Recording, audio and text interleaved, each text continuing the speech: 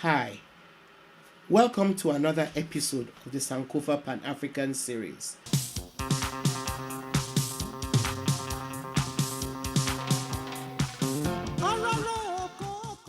In the times we're in, we cannot get away from addressing the issue of race in the US. Um, Actually, internationally, it's not just an American thing. The Black Lives Matter movement is and should be a global movement. It's not just, race is not just an issue in the US or even in Europe.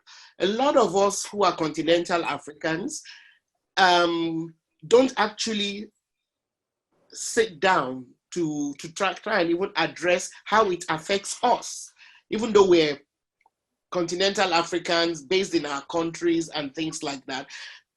Race is an issue when it comes to the economic, global economic architecture of the world.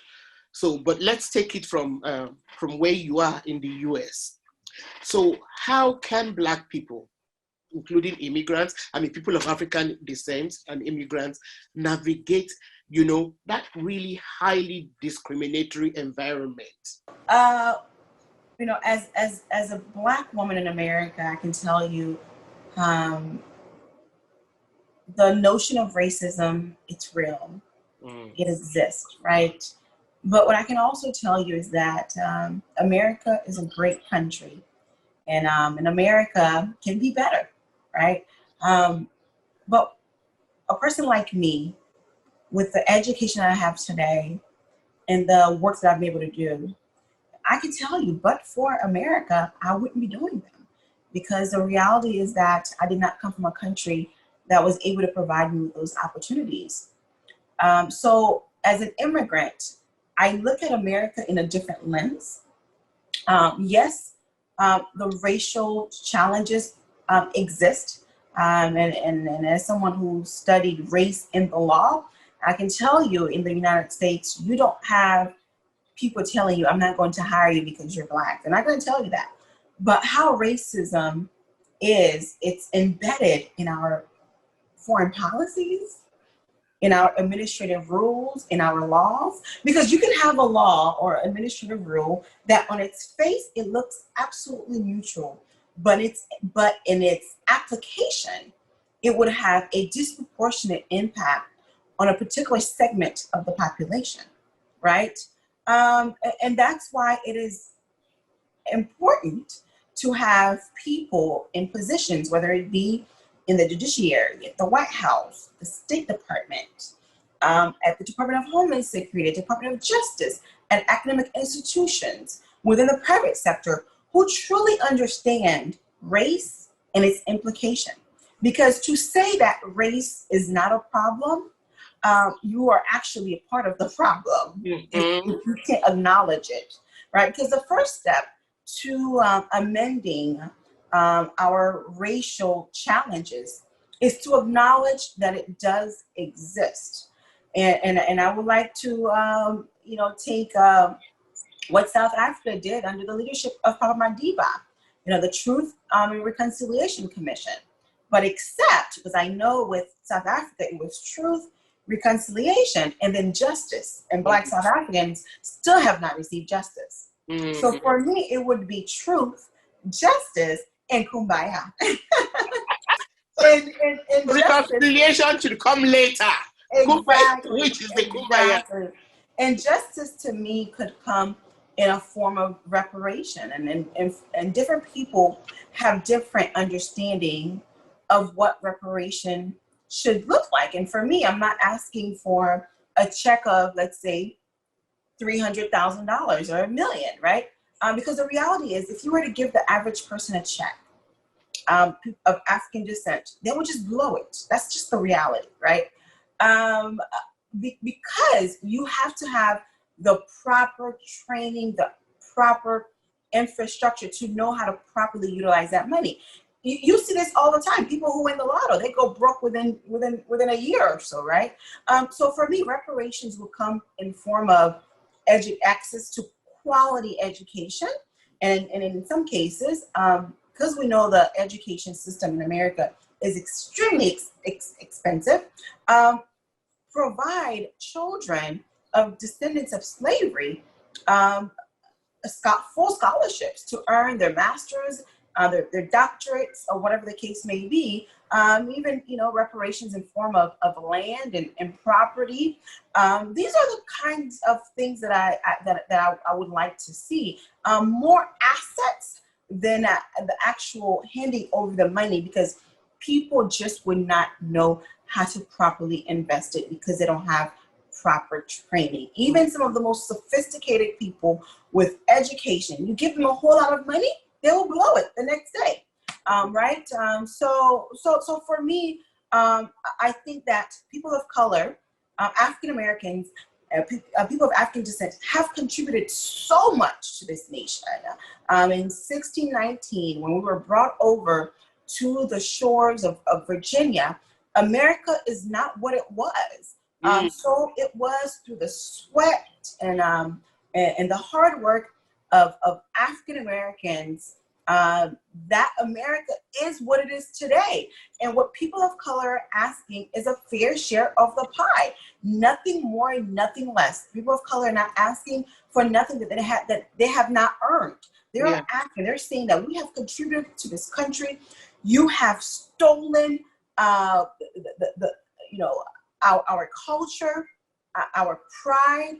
My people were in slavery in this country, which meant that while the white race, the dominant race, was pursuing life, liberty, and happiness, was buying property, was building empires, had access to education, I did not have some of those same rights. In fact, I was considered to be a piece of property. And slavery ended, right? And then you had Jim Crow. So even when Black folks were liberated, but not truly liberated, because you had sundown towns. You could not buy property in certain areas, all because of the color of your skin.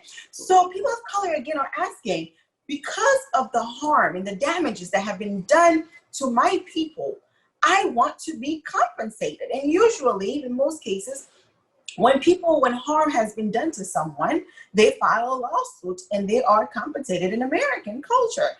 And that's all they're asking for. They're not asking for anything that they have not earned.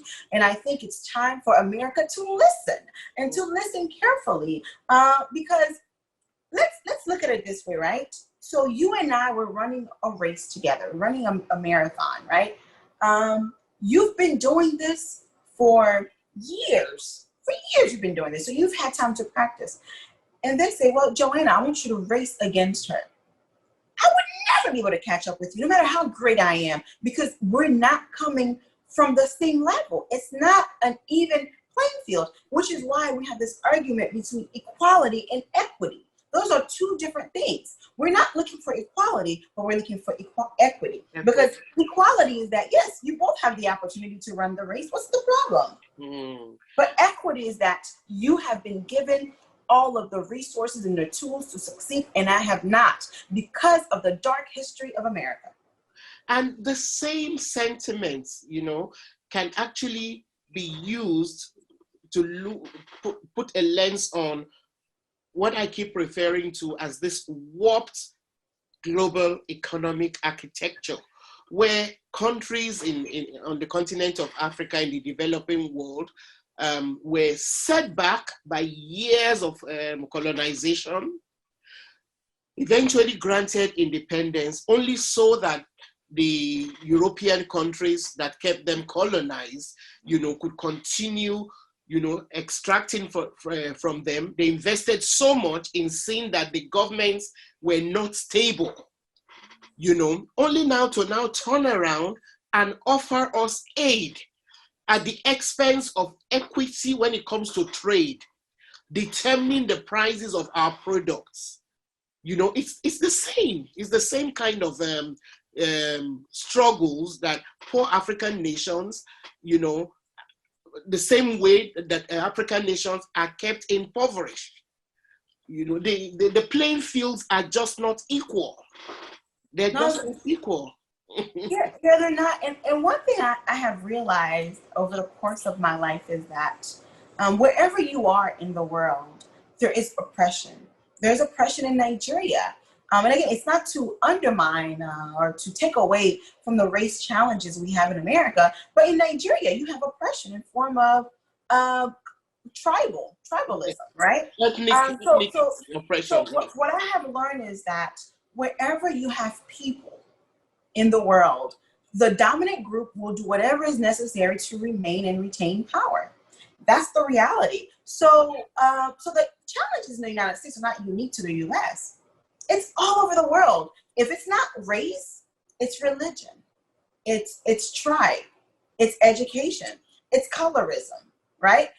So these types of challenges that we're discussing in America you see them in different light depending on where you are in the world, which is why I say to my to the world, it is up to us as individuals to ensure that we are not moved, or we are not influenced by our own personal interest, but rather the interest of the greater good, the interest of others, because you can never eradicate injustice, because it is the hearts of men that must change. And to be frank with you, if laws were sufficient to eradicate injustice in America, we would not have them. You know how many laws we have on the books to prevent discrimination? You have the Civil Rights Act of 1964. And I can go on and on and on. But it is people. The hearts of men must change. We must see ourselves as part of a community. And within that community, in that global village, my success is based on your success. I am not truly free until you are truly liberated. And until we have this kind of understanding, this kind of perspective of the world, we will forever have these challenges that we're facing. This discussion will be continued in the next episode. Thank you for watching. Don't forget to subscribe to the Sankofa Pan African series channel, like our videos, and please share them with your contacts.